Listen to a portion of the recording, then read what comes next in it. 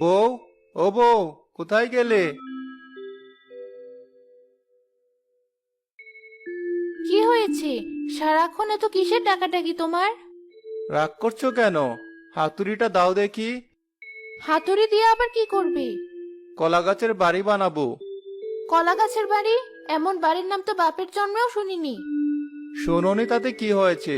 এবার শুধু শুনবে না, দেখবেও। আবার এমন কিছু করো না যাতে সবাই তোমায় পাগল বলে ডাকে। এমনিতেই গ্রামে মুখ দেখানোর জো নেই, তারপর এমন এক একটা কাজ করো, মানুষের হাসির পাত্র হতে হয়। মানুষের কথায় অত কান দিও না তো। ওরা এমনই, সব সময় এর ওর পিছনে লেগে থাকে। যাও, যা বললাম তাই নিয়ে আসো। তোমাকে নিয়ে আর পারি না। এই নাও হাতুড়ি, আর যা ইচ্ছে তাই করো। হাতুড়ি নিয়ে কবির উঠোনে বসে কলা গাছ কাটতে লাগলো।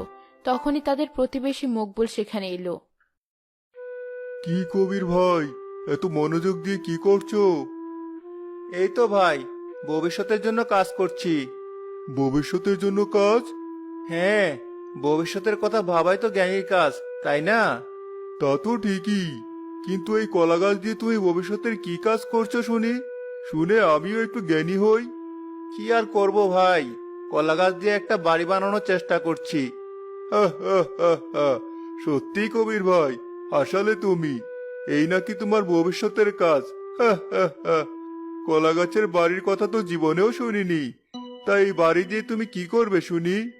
হেসো না, হেসো না।